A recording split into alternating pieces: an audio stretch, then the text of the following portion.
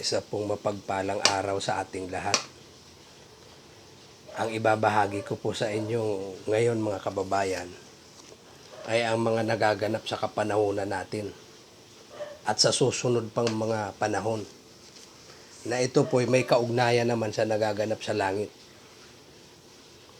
Ang lahat pong yan ay nakatala na po dito sa aklat ng kasulatan. Ipinahayag na po ang mga kaganapan sa mga susunod pang mga henerasyon. 2,000 years ago, ipinahayag na po ito. Maging ang Panginoong Hesukristo, siya po ay may mga propesya rin at may pahayag din. Basahin po natin dito po sa Matthew chapter 24, verse 6 and 7. Sabi po rito, "And you will hear war and rumors of war. See that you are not troubled, for all these things must come to pass, but the end is not yet. For nation will rise against nation, and kingdom against kingdom, and there will be famine, pestilences, and earthquake in the various places." Ito po, pinahayag na ng Panginoong Hesus noong 2,000 years ago. At dito pa sabi dito sa verse 21, sabi rito, "For there will be great tribulation, such as has not been since the beginning of the world until this time, no, nor shall be." Sabi rito, ito pong magaganap daw na great tribulation ay hindi natala sa istorya o sa kasaysayan ng tao. Ito pong prediction na ito ng Panginoong Hesukristo, kinulaborate na po ito ni Juan. Ipinakita na kay Juan yung pong mga magaganap sa darating na panahon. Kaya po, yung mga nagaganap sa kasalukuyan, may kaugnayan din po ito sa nagaganap sa langit. Hindi po totoo na yung virus galing sa daga o galing sa paniki. Hindi po yan nag-originate sa mga hayop. Ganon din po yan sa atin sa mga tao. Hindi rin nag-originate sa atin ang mga salot. Tayo po'y nagiging biktima lamang. Kumbaga tayo tumatanggap din lang naman ng mga salot o mga karamdaman kagaya po ng mga hayop. Hindi sa kanila nag-originate. Iyan po ipinahayag na po yan 3,000 years ago kay Moises. Alam na ni Moises kung saan nag-originate ang mga salot. At 2,000 years ago ipinahayag din uli ito kay Juan. Bakit po sa kapanahunan natin, hindi po natin nalalaman kung saan nag-originate ang sakit? Kahit maging ang mga scientists, hindi nila alam kung saan nag-originate. Dito po sa kasaysayan, sa Revelation, pahayag na po ito kay Juan. Kung saan po nagmumula ang mga salot. Tignan po natin. Ito po napakahaba ng mga rito kasaysayan. Kasi rito, may mga anghel, spiritual po ito. Yung spiritual at saka literal magkahalo dito. Yung spiritual po, lahat ng gagaling sa langit, kagaya ng mga salot. Kaya nasabi ko na hindi nag-originate ang mga salot sa mga hayop at sa tao.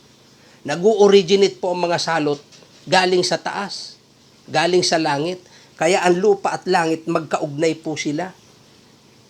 Base po doon sa creation, sabi roon, nung nilikha, ang unang-unang nilikha langit, sabi roon at nilikha ang langit at lupa. Kaya po magkaugnay talaga yung langit at lupa. Yung spiritual at saka mga may physical na anyo, magkaugnay po. Nung ipinahayag kay Juan sa Revelation chapter 6 verse 2, ang sabi po roon,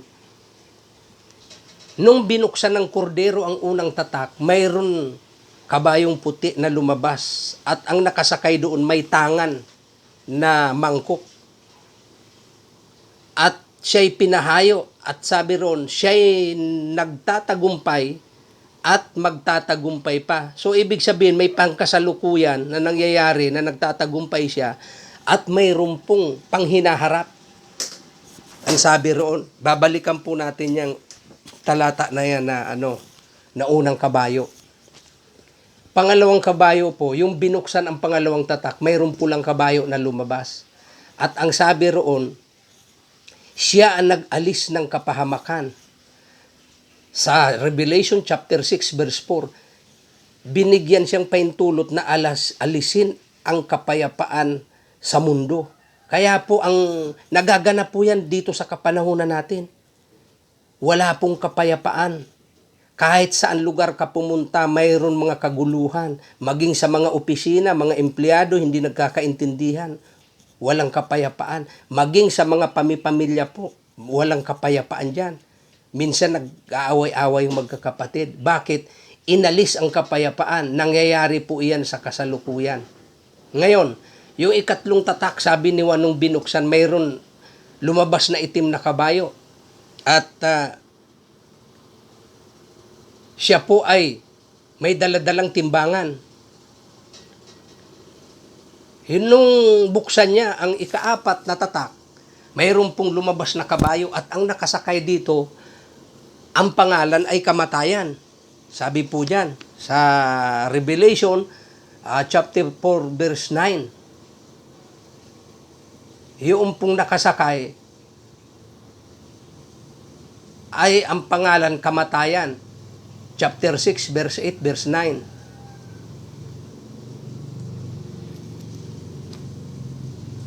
Siya po'y binigyang kapahamalaan na patayin ang ikaapat na bahagi ng mga tao sa mundo sa pamamagitan ng salot, kutom, lindol, at mga mababangis na hayop. Yung po yung ibinigay na kapahintulutan o kapangyarihan sa kamatayan.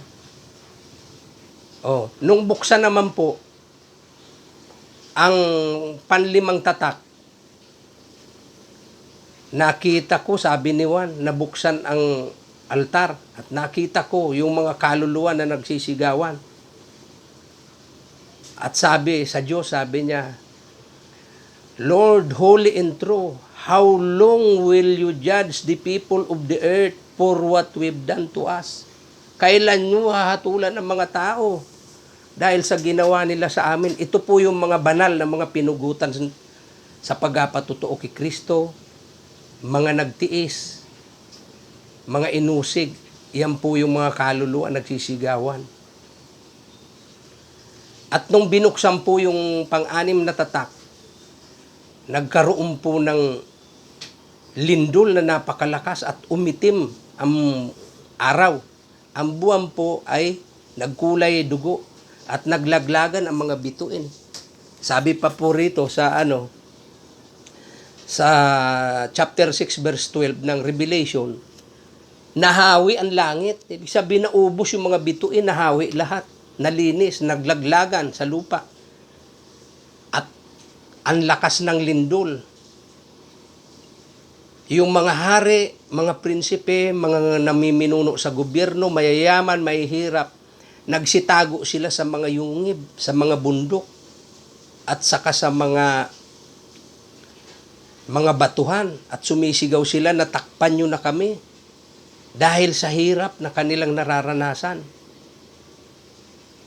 Iyon po yung kahindik-hindik na magaganap na ipinakita na kiwan. Iyan po yung sinasabi ko na may kaugnayan yung langit sa lupa. Ipinakita kiwan yung mga magaganap at dito mayroon na pong mga nagaganap sa binanggit na ito ni Juan. Kagaya po nung nag-alis ng kapayapaan, nagaganap po iyan sa atin kapanahunan. Doon po sa pampitong tatak nung binuksan, sa chapter 7, o chapter 8 verse 1, sabi po roon, nagkaroon ng kapayapaan, nagkaroon ng katahimikan sa langit. Imagine nyo po, langit ang tinutukoy dito. Kaya yung langit at lupa magkaugnay. Nagkaroon ng kapayapaan sa langit ng may kalahating oras na mahinga yung langit sa pagpapadala ng mga salot sa mundo. Iyan po yung nagaganap. Kaya dito, matutunghayan nyo po rito na hindi totoo na nag-originate yung salot sa mga daga, paniki o etc. mga hayop. Dito po sa chapter 2, o chapter 8 verse 2 ng Revelation, sabi po rito, ni Juan, may nakita ako ng mga anghel paglingon ko. May 7 anghel na ang dala-dala nila yung mga trumpeta. Sabi po rito. At sinabi nung nakaluklok sa luklukan, sabi niya, humayo kayo.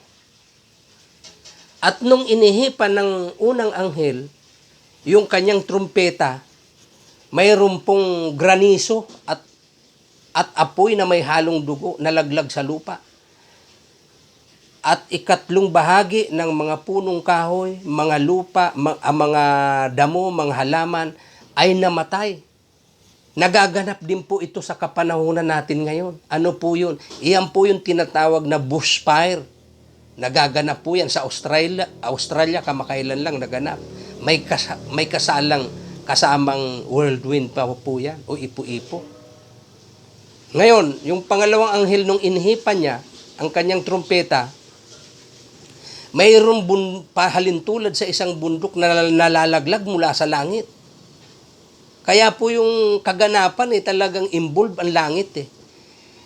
Ito po, mga magaganap pa lang to. Yung bundok na lumalagablab, nahulog sa mga ilog, sa mga batis, sa sapa, at nagkulay dugo yung mga sapa. At ang 3 bahagi ng naninirahan doon namatay.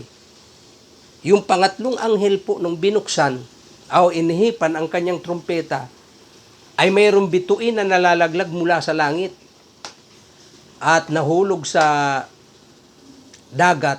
At ang 4 bahagi ng dagat ay nagkandamatay din. Naubos din silang lahat. O naubos yung 4 bahagi ng karagatan. Noon pong umihip ang 4 na anghel, sabi po rito sa Revelation chapter 8 verse 12, ay nasugatan ang 4 bahagi ng araw at dumilim. Kaya dumilim sa sanlibutan ng buong maghapon. Noong pong umihip naman ang 5 anghel, sabi po rito sa chapter 9 verse 1, ay may nalaglag na bituin buhat sa langit. At ang bituin na yung binigyan ng susi sa kailaliman. Anghel po yun, yung bituin na yun. Binuksan yung kailaliman, yung bottomless pit. Nung binuksan, may lumabas pong mga usok na may kasamang mga balang. At ang balang na iyon, ang mukhang tao at ang buhok niya sa babae. At may putong siya. At siya'y may balote. At ang kanyang buntot halintulad sa isang alakdan. Sabi po rito. At siya'y binigyan ng kapangyarihan na parusahan ang mga tao sa loob ng 5 buwan. Sa panahon pong yun, inalis ng Panginoon ang kamatayan. Kaya ang mga tao, nagdusa po sila sa pagpapahirap noong nilalang na yun. Kaya po sila sa kabila ng parusa na kanilang tinatanggap, tinutuya pa rin nila ang Panginoon. They will blaspheming the name of the Lord. Noong umihi po yung 6 na anghel,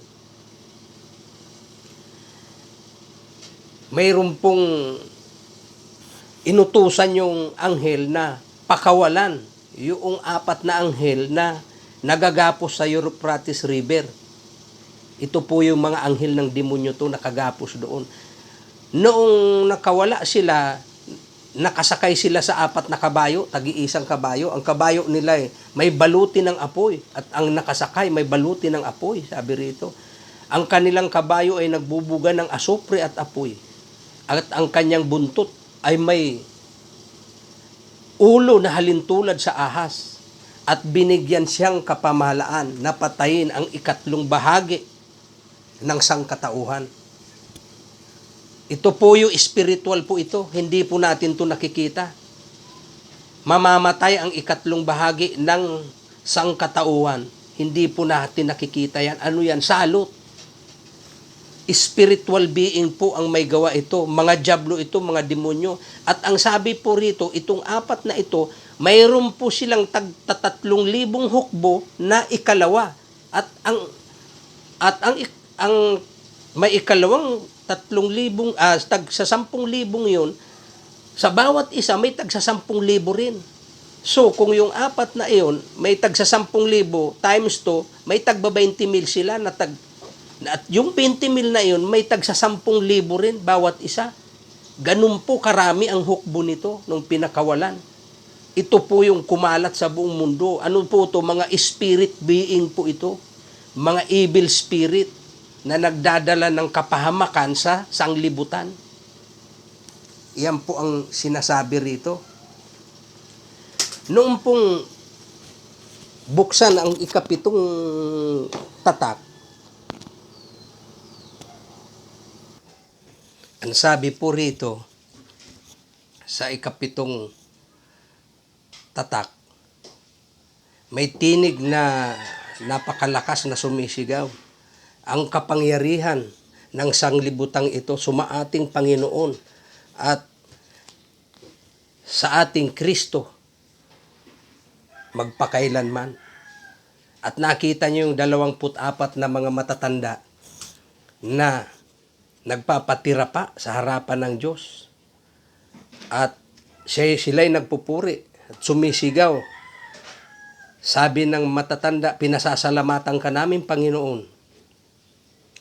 Ikaw ang ngayon at kahapon. Ikaw, sabi niya, hinawakan mo ang iyong dakilang kapangyarihan at ikaw ay naghari. Iyon po yung pangalawang set ng mga anghel. Ito po, 3 set po ito ng mga anghel na may daladalang mga salot. Bawat set po ng anghel na yan, tagpipito sila. Ito po yung pangalawang set na may mga daladalang salot na ang iba po dyan nagaganap at ang iba'y magaganap pa lang. Ito pong tinatawag na last 7 plague. Sa chapter 16 naman po ito. Sabi rito, at narinig ko ang isang malakas na tinig na mula sa sanktuaryo na nagsasabi sa 7 anghel, humayo kayo at ibuhos ninyo ang 7 mangkok. 7 mangkok ng Diyos ng kagalitan. Salot, galit ng Diyos. At nang humayo ang unang anghel, binuhos niya ang kanyang mangkok sa lupa. Ang sabi po rito, lahat na tao, mga nagkaroon ng sugat. Iyan po, magaganap pa lang yan. Hindi pa po nagaganap sa ating kapanahunan.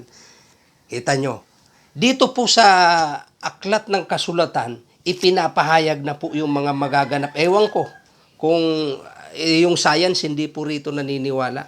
Subalit ito po'y tumpak na nagaganap. At yung mga nakasulat dito, mga naganap na po yung iba. Ito'y magaganap pa lang. Sa katunayan, sa kasalukuyan, yung nagaganap sa ating salot, nakatala po rito. Babalikan po natin yan mamaya. Yung pong pangalawang mangkok, ibinuhos po sa dagat. At ang dagat po ay mga naging dugo. At ang sabi diyan, lahat na nilalang sa dagat, namatay lahat. Nung ibuhos naman po yung pangatlong mangkok ng anghel, ibinuhos niya sa ilog at sa mga bukal. At ang bukal ay naging dugo. At ang lahat naman ng mga nakatira dito, yung mga namatay. Yung pang-apat na anghel, ibinuhos niya ang kanyang mangkok sa araw. At ang mga tao po ay mga nasunog. Subalit, hindi sila nagsisisi sa kanilang mga kasalanan. Patuloy pa rin sila sa paggawa ng kasalanan at sa pagtuya sa pangalan ng Panginoon. Nung ibuhos ang panlimang mangkok, sa luklukan ng hayop, yung pong dyablo sa luklukan, nagkaroon ng kadiliman. Dumilim sa paligid at patuloy pa rin silang tinutuya nila ang Panginoon sa kabila ng nangyari sa kanila.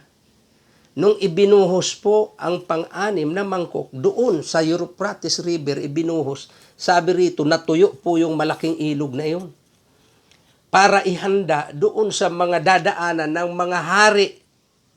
Sabi rito, At sabi ni Juan, nakita ko ang tatlong espiritu lumabas sa bibig ng dragon. Yung pong isa lumabas sa bibig ng dragon. At yung isa lumabas sa bibig ng hayop. At yung isa lumabas sa bibig ng propeta. Ng bulaang propeta. Yung mga karumal-dumal na espiritong yun, nagaya ng mga palaka, ang sabi rito.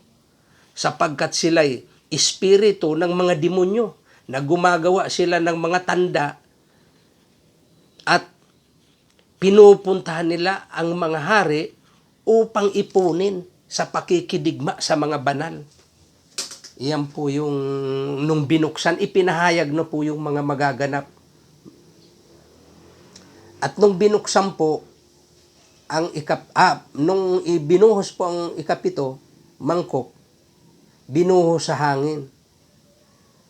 At nakita ni Juan, sabi niya, nabuksan ang sanktuaryo at nagkaroon ng malakas na tinig. Nung sumigaw malakas ng tinig, nagkaroon ng mga kidlat, mga lindol.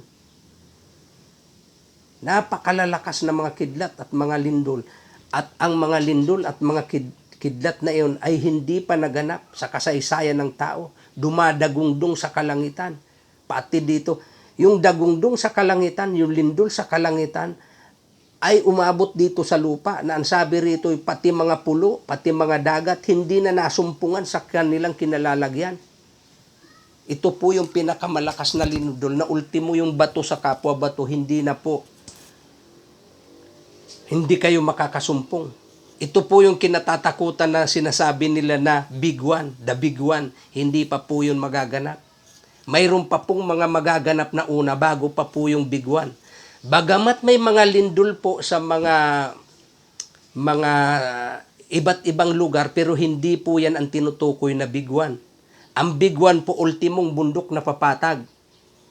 Yan mga building na nakikita natin na yan, mapapatag po lahat yan. Hindi pa po yun magaganap sa kasalukuyan kasi ang mga nagaganap sa kasalukuyan, yung mga lindol na mga gumigiba lang ng mga building, hindi pa po yun yung the big one na tinutukoy ng Biblia na darating. Kaya po, itong mga darating na salot na ito, ipinahayag na po ito. Dito po sa Efeso chapter 6 verse 10, babasahin ko po ito sa inyo. Ang sabi po rito, put on all God's armor so that you will be able to stand safe against all strategies of Satan. For we are not fighting against people made of flesh and blood. Hindi po tayo, ang labanan po dito sa lupa, spiritual. Bagamat po ang katawan ng tao ginagamit. Kaya nga po ang mga tao minsan nakakapatay. Quick na nakakapatay sila. Biglaan na nakakapatay sila pagkatapos nagsisisi. Bakit po? Ginagamit lang ang katawan nila ng mga evil spirit, mga evil being. Iyan po yung mga demonyo na pinakawalan doon sa Euphrates River na libu-libong hukbo. Iyan po ang kumalat sa atin na ang mga tao dinadaya. Ginagamit ang mga tao. Kaya po kung mayroon tayong Guardia de Angel, pag umalis po ang Guardia de Angel sa ating katawan, ang namamayani na po yung mga evil spirit, ito na po. Kaya ang sabi rito, isuot nyo ang baluti ng Panginoon. Sapagkat ang labanan dito, hindi laman sa laman. Sabi rito, spiritual. For we are not fighting against people made of flesh and blood, but against person without bodies, the evil ruler of the unseen world, those mighty satanic being, those satanic being, and great evil prince of this world, who rule the world, and against huge number of wicked spirit of the spirit world. Ito pong talata na ito ay ibinabahagi kasi malalabanan mo yung mga tukso ng mga dyablo, mga demonyo. kapag isinuklob mo yung armor na sa Diyos. Ano yung armor sa Diyos? Ay mananalangin ka. Armor po yun, yung panalangin, armor yun. Ano pa? Pag alam mo nagkasala ka, magsisisi ka. Ganun po yun. Kasi ang tao po, nung tayo nilikha ng Diyos, binigyan po tayong palatuntunan na Diyos na dapat nating gawin. Kumbaga po, binigyan tayong manual ng Diyos na dapat nating lakaran. Halimbawa, kagaya po ng isang bagay na nilikha, halimbawa, refrigerator, may manual po yan kung paano gamitin. Sasakyan, may manual po yan kung paano gamitin. Halimbawa, truck, mayroon po yan mababasa kayo, capacity. O ang manual niyan, sabihin mo gasolina, kinargahan mong diesel, nasisira po yung sasakyan. Ganon din po yung tao, binigyan din pong manual ng Diyos ang tao. Basahin po natin dito. Ito po yung manual na tinutukoy dito, mga palatuntunan, tignan nyo po. Babasahin ko sa inyo dito sa Leviticus chapter 26, verse 14, sabi po rito, ngunit kung hindi ninyo papakinggan ako at hindi ninyo tutuparin ang lahat ng mga utos na ito, at kung inyong tatanggihan ang aking mga palatuntunan at kasusuklaman nga ninyo ang aking mga hatol, na anupat hindi ninyo tutuparin ang lahat ng aking mga utos, kundi inyong sisirain ang aking tipan, ay gagawin ko naman ito sa inyo. Ilalagay ko sa gitna ninyo ang biglaang sindak, sabi ng Panginoon.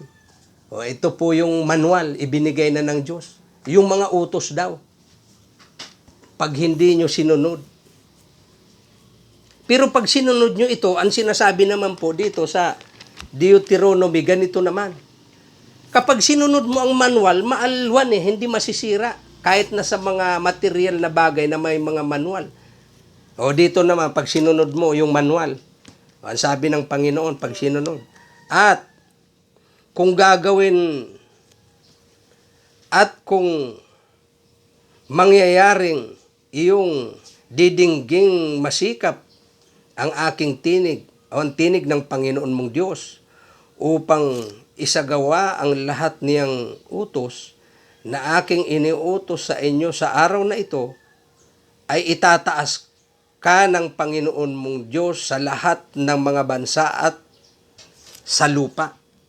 Pagpapalain ka ng Diyos. Iyon po yung manual na ibinigay ng Panginoon. Pag nilabag mo yung manual na binigay ng Panginoon, ang mangyayari sa iyo, sumpa, po yun, tatanggapin mo yung mga salot na nakatala sa aklat na ito.